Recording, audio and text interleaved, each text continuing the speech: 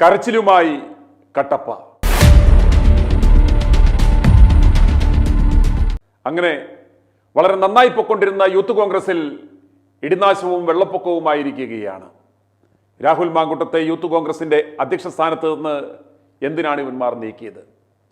രാഹുലിനെതിരെ ഒരു വ്യാജ കേസ് ആരോപിച്ച് അദ്ദേഹത്തെ വ്യക്തിഹത്യ നടത്തി അദ്ദേഹത്തെ മാറ്റി നിർത്തുക മാത്രമല്ല, യൂത്ത് കോൺഗ്രസ് അധ്യക്ഷ പദവിയിൽ നിന്ന് നീക്കം ചെയ്തു, പാർട്ടിയുടെ പ്രാഥമിക അംഗത്തിൽ നിന്ന് മാറ്റിവെച്ചു.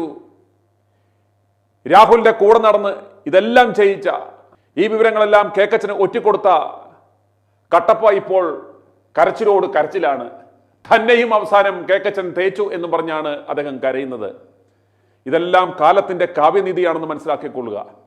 രാഹുലിനോടൊപ്പം നിന്ന് തോളോട് തോൾ ചേർന്ന് നിന്ന് പ്രവർത്തിച്ച് അവസാനം രാഹുലിനിട്ട് പണി കൊടുത്ത കട്ടപ്പ ഇപ്പോൾ വിലപിക്കുകയാണ്, തന്നെ തേച്ചു എന്ന് പറഞ്ഞ്. രാഹുലിന്റെ സ്ഥാനത്ത് ഇപ്പോൾ 4 പേരെ എടുത്തിരിക്കുകയാണ്. കേക്കച്ചന്റെയും KC വേണുഗോപാലിന്റെയും പെട്ടിഞ്ഞുമുപ്പുകാരനായ OJ ജനീഷിനെ അധ്യക്ഷ സ്ഥാനത്തെടുത്തു. അതുപോലെ ബിനു ചുള്ളിയിലിനെ, KCയുടെ തന്നെ മറ്റൊരു ആശ്രിതനായ ബിനു ചുള്ളിയിലിനെ വർക്കിംഗ് പ്രസിഡന്റാക്കി. നമ്മുടെ കട്ടപ്പയെയും KM അഭിജിത്തിനെയും ദേശീയ സെക്രട്ടറിമാരുമാക്കി. അങ്ങനെ ഒരാൾക്ക് പകരം 4 പേരെ വെച്ച് എങ്ങനെയെങ്കിലും ഇത് മാനേജ് ചെയ്യുവാൻ അവർ ശ്രമിക്കുകയാണ്. ഈ നടപടിയിലൂടെ കോൺഗ്രസിൽ ഉറങ്ങിക്കിടന്ന ആ ഗ്രൂപ്പ് തമ്മിലടി വീണ്ടും തുടങ്ങിയിരിക്കുകയാണ്. ഐ ഗ്രൂപ്പുകാർ അബിൻ വർക്കിക്ക് വേണ്ടി ഇപ്പോൾ ബഹളം വെച്ച് തുടങ്ങി. നേതൃത്വത്തെയെല്ലാം മറികടന്നുകൊണ്ട് ഇപ്പോൾ ഇതാ അബിൻ വർക്കി വന്ന് മാധ്യമങ്ങളെ കാണുന്നു. ആ ദൃശ്യം ഒന്ന് കാണാം. യൂത്ത് കോൺഗ്രസിന്റെ ദേശീയ നേതൃത്വം ഒരു തീരുമാനമെടുത്തിരിക്കുകയാണ്. സ്വാഭാവികമായിട്ടും ഞാനടക്കമുള്ള യൂത്ത് കോൺഗ്രസ് സഹപ്രവർത്തകർ ഞങ്ങൾ കാലങ്ങളായി യൂത്ത് കോൺഗ്രസിൽ പ്രവർത്തിച്ചു വരുന്നതാണ്. ഞാൻ യൂത്ത് കോൺഗ്രസിൻ്റെ ഒരു മണ്ഡലം സെക്രട്ടറി ആയിട്ടാണ് എൻ്റെ പൊതുപ്രവർത്തനം ആരംഭിക്കുന്നത്. പിന്നീട് KSU യൂണിറ്റ് പ്രസിഡന്റ് ആവുകയും NSUവിൻ്റെ ദേശീയ സെക്രട്ടറി വരെയായി. യൂത്ത് കോൺഗ്രസിൻ്റെ മണ്ഡലം സെക്രട്ടറി സ്ഥാനത്ത് നിന്ന് യൂത്ത് കോൺഗ്രസിൻ്റെ സംസ്ഥാന ഉപാധ്യക്ഷൻ വരെയായി. ഞാനിത് ഒക്കെ ആകുമ്പോൾ എനിക്ക് ഏറ്റവും കൂടുതൽ കടപ്പെട്ടിരിക്കുന്നത് ശ്രീ രാഹുൽ ഗാന്ധിയോടാണ്. കാരണം അദ്ദേഹം യൂത്ത് കോൺഗ്രസിനുള്ളിൽ തുടങ്ങിവെച്ച ജനാധിപത്യപരമായ ഒരു തെരഞ്ഞെടുപ്പ് പ്രക്രിയ, ആ തെരഞ്ഞെടുപ്പ് പ്രക്രിയയിലൂടെയാണ് ഞാനടക്കമുള്ളവർ ഒട്ടേറെ ആളുകൾ ഞങ്ങൾ കടന്നു വന്നത്. അതുകൊണ്ട് തന്നെ ആ തെരഞ്ഞെടുപ്പ് പ്രക്രിയയിൽ കഴിഞ്ഞ പ്രാവശ്യം മത്സരിക്കാനും ഏതാണ്ട് 1,70,70,000 വോട്ടുകൾ ലഭിക്കുവാനും എനിക്ക് സാധിച്ചു. അത് 2ാം സ്ഥാനത്ത് ആയി. അന്ന് തൊട്ട് ഇന്ന് വരെ ഒരു ഉപാധ്യക്ഷൻ എന്നുള്ള നിലയിലുള്ള ഏറ്റവും എന്നാൽ കഴിവിൻ്റെ പരമാവധിയുള്ള പ്രവർത്തനങ്ങളാണ് ഞാൻ നടത്തി വന്നത്. എൻ്റെ പാർട്ടി എന്താണോ എന്നോട് ആവശ്യപ്പെട്ടത് അത് സമരം ചെയ്യാൻ പറഞ്ഞപ്പോൾ സമരം ചെയ്തു, ജയിലിൽ പോകാൻ പറഞ്ഞപ്പോൾ ജയിലിൽ പോയി, കേസുണ്ടാക്കാൻ പറഞ്ഞപ്പോൾ കേസുണ്ടാക്കി, TV യിൽ പോകാൻ പറഞ്ഞപ്പോൾ അവിടെ പോയി. എൻ്റെ പാർട്ടി എന്താണോ എന്നോട് ചെയ്യാൻ പറഞ്ഞത് അതാണ് ഞാൻ ചെയ്തത്. എൻ്റെ പേരിനൊപ്പം കോൺഗ്രസ് എന്ന ഒരു ടാഗും കൂടെ വരുമ്പോൾ മാത്രമാണ് എനിക്കൊരു മേൽവിലാസം ഉണ്ടായുള്ളൂ എന്നാണ് ഞാൻ കരുതുന്നത്. അതുകൊണ്ട് തന്നെ ആ മേൽവിലാസത്തെ കളങ്കപ്പെടുത്തുന്ന ഒന്നും തന്നെ എൻ്റെ ഭാഗത്തുനിന്ന് ഉണ്ടാവില്ല. എൻ്റെ പാർട്ടി നടത്തുന്ന ഒരു മഹായുദ്ധമാണ് കേരളത്തിൽ നടത്തുന്നത്. ആ മഹായുദ്ധം നടത്തുമ്പോൾ കേരളത്തിൽ ഉണ്ടാവേണ്ട ഒരു അനിവാര്യതയുണ്ട്. കാരണം ഞാനടക്കമുള്ള ആളുകൾ കഴിഞ്ഞ കുറേ കാലമായി ഈ നാട്ടിലെ കമ്മ്യൂണിസ്റ്റ് സർക്കാരുകൾക്കെതിരെയും BJP സർക്കാരുകൾക്കെതിരെയും സാധാരണ പ്രവർത്തകരോടൊപ്പം സമരങ്ങൾ നടത്തി വരികയാണ്. ഒട്ടേറെ ആശയപ്രചരണങ്ങൾ നടത്തി വരികയാണ്. ഇപ്പോൾ അതൊരു പഞ്ചായത്ത് ഇലക്ഷൻ്റെ പടിവാതിൽക്കൽ വന്ന് നിൽക്കുകയാണ്. അതോടൊപ്പം തന്നെ ഒരു നിയമസഭാ തെരഞ്ഞെടുപ്പിൻ്റെ പടിവാതിൽക്കലാണ് കേരളം എത്തി നിൽക്കുന്നത്. ഈ തെരഞ്ഞെടുപ്പ് എന്ന് പറയുന്നത് കോൺഗ്രസ്സിന് ഏറ്റവും സുപ്രധാനമായ ഒന്നുകൂടിയാണ്. അതുകൊണ്ട് തന്നെ കേരളത്തിൽ ഒരു പ്രവർത്തനം തുടരണമെന്നായിരുന്നു എൻ്റെ ആഗ്രഹം. മുന്നേയും അങ്ങനെ തന്നെയാണ് ആഗ്രഹിച്ചിരുന്നത്.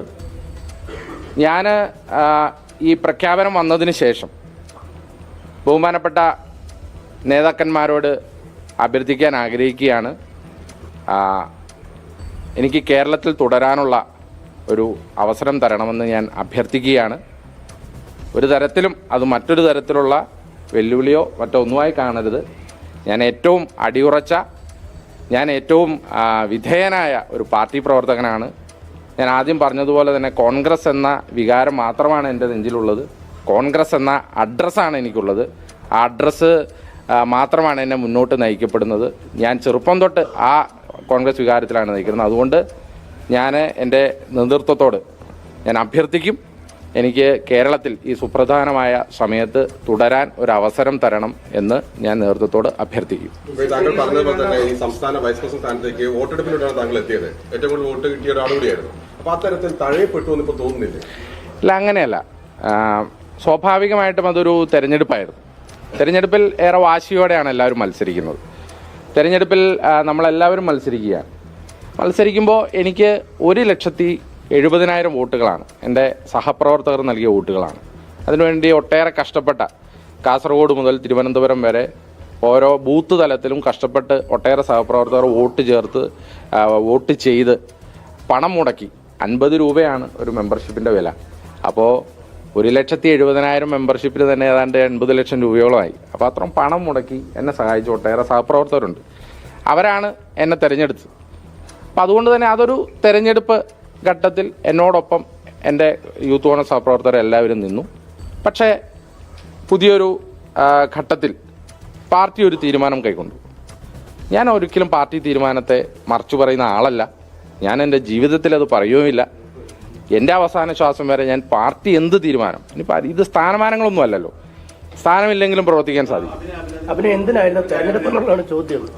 അല്ല, തെരഞ്ഞെടുപ്പ് ജനാധിപത്യ പ്രക്രിയയായി ശ്രീ രാഹുൽ ഗാന്ധി ഈ പാർട്ടിയുടെ ഉള്ളിൽ, KSUവിൻ്റെ ഉള്ളിലും യൂത്ത് കോൺഗ്രസിൻ്റെ ഉള്ളിലും അവലംബിച്ചതാണ്. ഞാൻ തെരഞ്ഞെടുപ്പ് പ്രക്രിയയിലൂടെ യൂത്ത് കോൺഗ്രസിൻ്റെ മണ്ഡലം പ്രസിഡൻ്റായിട്ടുള്ള വ്യക്തിയാണ്. ഞാൻ തെരഞ്ഞെടുപ്പ് പ്രക്രിയയിലൂടെ KSUവിൻ്റെ യൂണിറ്റ് പ്രസിഡൻ്റായിട്ടുണ്ട്, KSUവിൻ്റെ യൂണിറ്റ് പ്രസിഡന്റുമായിട്ടുണ്ട്. അത് വന്ന് NSUവിൻ്റെ ദേശീയ സമിതി അംഗം വരെ തെരഞ്ഞെടുപ്പിലൂടെയായി. യൂത്ത് കോൺഗ്രസിൻ്റെ മണ്ഡലം പ്രസിഡന്റുമായി, യൂത്ത് കോൺഗ്രസിൻ്റെ സംസ്ഥാന ഉപാധ്യക്ഷനുമായി തെരഞ്ഞെടുപ്പിലൂടെയാണ് ആയത്. അപ്പോൾ അതൊരു തെരഞ്ഞെടുപ്പ് പ്രക്രിയ ഈ പാർട്ടിയുടെ ഉള്ളിൽ ജനാധിപത്യവൽക്കരിക്കാൻ വേണ്ടി ശ്രീ രാഹുൽ ഗാന്ധി തുടങ്ങി വെച്ചതാണ്. പക്ഷേ ഒരു തെരഞ്ഞെടുപ്പ്, സംസ്ഥാന തെരഞ്ഞെടുപ്പ് അടുത്ത് വരുന്ന ഒരു വേളയിൽ പാർട്ടി നേതൃത്വം ചില ഘടകങ്ങൾ പരിശോധിച്ചിട്ടുണ്ടാകാം. ആ പരിശോധനയിലായിരിക്കാം അവർ ഇങ്ങനെ ഒരു തീരുമാനമെടുത്തത്. ഏതായാലും എൻ്റെ പാർട്ടി എടുത്ത തീരുമാനം ഒരിക്കലും തെറ്റായി പോയി എന്ന് ഞാൻ പറയില്ല. എൻ്റെ പാർട്ടി പല ഘടകങ്ങൾ വിലയിരുത്തിക്കൊണ്ടായിരിക്കും ആ തീരുമാനമെടുത്തിരിക്കുന്നത്. ആ തീരുമാനം തെറ്റായി എന്ന് ഞാൻ പറയില്ല. പക്ഷേ ഞാൻ എൻ്റെ ഒരു താല്പര്യം, ഞാൻ പാർട്ടി നേതൃത്വത്തെ വിനയപൂർവ്വം ഞാൻ അഭ്യർത്ഥിക്കും. എനിക്ക് ഈ കേരളത്തിൽ തുടരാനാണ് ആഗ്രഹം. കാരണം എനിക്ക് പിണറായി വിജയനെതിരെയുള്ള സർക്കാരിനെതിരെയുള്ള സമരങ്ങൾ, അതിനുള്ള ക്യാമ്പയിനുകൾ, അതിൽ പങ്കെടുക്കാനാണ്. ഇനി പഞ്ചായത്ത് ഇലക്ഷൻ വരികയാണ്, നിയമസഭാ ഇലക്ഷൻ വരികയാണ്. അതിൽ ഒരു പാർട്ടി പ്രവർത്തകനായി, പാർട്ടിയുടെ ഒരു പോരാളിയായി ഇവിടെ നിൽക്കാനാണ് ഞാൻ ആഗ്രഹിക്കുന്നത്. അത് ഞാൻ അഭ്യർത്ഥിക്കും പാർട്ടിയുടെ മുന്നിൽ. അല്ല, അങ്ങനെയല്ല. ഞാൻ പറഞ്ഞല്ലോ, പാർട്ടി തീരുമാനം തെറ്റായി പോയെന്ന് ഞാൻ പറഞ്ഞിട്ടില്ലല്ലോ.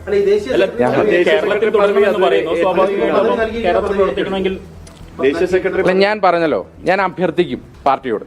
ഞാൻ പാർട്ടി എടുക്കുന്ന ഏത് തീരുമാനം അംഗീകരിക്കും. പക്ഷെ ഞാൻ അഭ്യർത്ഥിക്കും പാർട്ടിയോട്, എന്നെ കേരളത്തിൽ തുടരാൻ അനുവദിക്കണം. ഞാൻ കേരളത്തിൽ ഒരു പാർട്ടി പ്രവർത്തകനായി, ഏറ്റവും അടിയുറച്ച പാർട്ടി പ്രവർത്തകനായി, അവർ പ്രതീക്ഷിക്കുന്ന ഒരു പോരാളിയായി ഞാൻ എങ്ങനെയാണോ നിന്നത് അങ്ങനെ തന്നെ ഞാൻ കേരളത്തിൽ തുടരാൻ ഞാൻ തയ്യാറാണ്. ഞാൻ എൻ്റെ പ്രിയപ്പെട്ട നേതാക്കന്മാരോട്, എൻ്റെ ബഹുമാനപ്പെട്ട നേതാക്കന്മാരോട് ഞാൻ അഭ്യർത്ഥിക്കും. അല്ലാതെ ഞാൻ പാർട്ടിയെ തിരുത്തിക്കാനുള്ള ആളോ അതിനുള്ള ആവതുള്ള ആളല്ല ഞാൻ. പക്ഷെ ഞാൻ ദേശീയ സെക്രട്ടറി സ്ഥാനത്തേക്ക് പരിഗണിച്ചപ്പോൾ അത് വേണ്ട പ്രവർത്തിക്കേണ്ടി വരിക.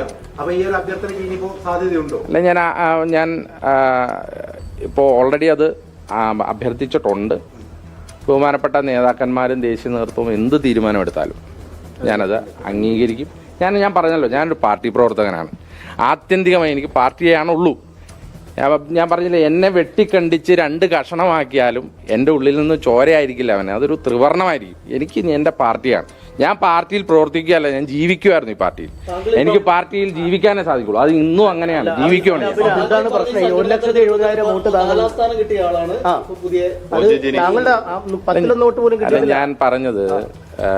ഞാൻ പറഞ്ഞല്ലോ, അത് പാർട്ടി വിവിധ ഘടകങ്ങൾ പരിശോധിച്ച് പാർട്ടി എടുത്ത ഒരു തീരുമാനമാണ്.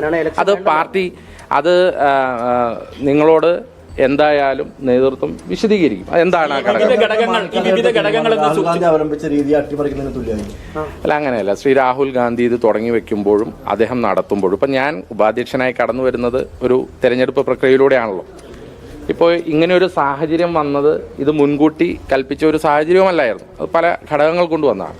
അപ്പോൾ ആ ഒരു ഘട്ടത്തിൽ എൻ്റെ നേതാക്കന്മാർ എടുത്ത ഒരു തീരുമാനമുണ്ട്.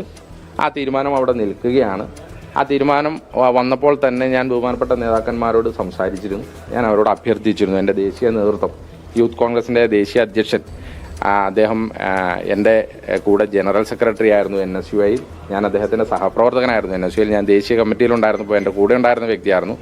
So I had requested him, not at all I am challenging any decisions. I had requested him to kindly allow me to stay back in Kerala because we are heading to a important panchayat election and assembly election. So I am requesting. ഒരു കാര്യം, ഈ ഘടകങ്ങൾ എന്ന് തുടർച്ചയായിട്ട് പറയുന്നത്, ആ ഘടകങ്ങൾ എന്ന് പറയുന്നത് സാമുദായിക സമവാക്യമാണോ? എന്താ സംശയം? യൂത്ത് കോൺഗ്രസിൽ താഴെ മുതൽ മുകളിൽ വരെയുള്ള എല്ലാവരും, ഇപ്പം ഞാനൊരു യൂത്ത് കോൺഗ്രസ് മണ്ഡലം പ്രസിഡന്റ് ആയിരുന്നല്ലോ, എനിക്ക് യൂത്ത് കോൺഗ്രസിന്റെ സംസ്ഥാന ഉപാധ്യക്ഷനാകാൻ സാധിക്കും. അതുപോലെ തന്നെ യൂത്ത് കോൺഗ്രസിന്റെ ഏതൊരു പ്രവർത്തകനും ഏതൊരു പോസ്റ്റിനും അർഹനാണ്. ആരാണ് അനർഹരല്ലാത്ത? യൂത്ത് കോൺഗ്രസിൽ ഏറ്റവും കഴിവുള്ള നേതൃനിരയാണുള്ളത്. ആരും അനർഹരല്ല. ഈ ഘടകങ്ങൾ എന്ന് തുടർച്ചയായിട്ട് പറയുന്നുണ്ട്. എന്താണ് ആ ഘടകം? ഈ സാമുദായിക സമവാക്യമാണോ? കാരണം KPCC പ്രസിഡന്റിനെ തെരഞ്ഞെടുക്കുന്ന സമയത്തും KSUവിന്റെ പ്രസിഡന്റിനെ തെരഞ്ഞെടുക്കുന്ന സമയത്തും ഒക്കെ അവിടെ സാമുദായിക സമവാക്യം വന്നു. അതുകൊണ്ട് ഈ യൂത്ത് കോൺഗ്രസ് അധ്യക്ഷനെ തെരഞ്ഞെടുക്കുന്ന സമയത്ത് അത് വേണ്ട, അങ്ങനെയാണോ? ഒരു മതമാണോ ഇതിൽ പ്രശ്നമായത്? അല്ല, യൂത്ത് കോൺഗ്രസിൽ ഞാൻ പറഞ്ഞല്ലോ, ഞങ്ങളൊക്കെ വിളിച്ചു വളർന്ന മുദ്രാവാക്യം ഞങ്ങളിലില്ല ഹൈന്ദവ രക്തം, ഞങ്ങളിലില്ല ക്രിസ്ത്യൻ രക്തം, ഞങ്ങളിലില്ല മുസ്ലിം രക്തം, ഞങ്ങളിലുള്ളത് മാനവരക്തം എന്ന കേരള വിദ്യാർത്ഥി യൂണിയന്റെ മുദ്രാവാക്യം വിളിച്ചാണ് ഞങ്ങൾ ഈ പ്രസ്ഥാനത്തിലേക്ക് കടന്നു വരുന്നത്. ഞങ്ങളൊക്കെ മതേതരത്വം മുറുക്കെ പിടിച്ച് അത് കണ്ണിലെ കൃഷ്ണമണി പോലെ കാത്തു സൂക്ഷിക്കുന്ന പ്രസ്ഥാനത്തിലെ പ്രവർത്തകരുമാണ്.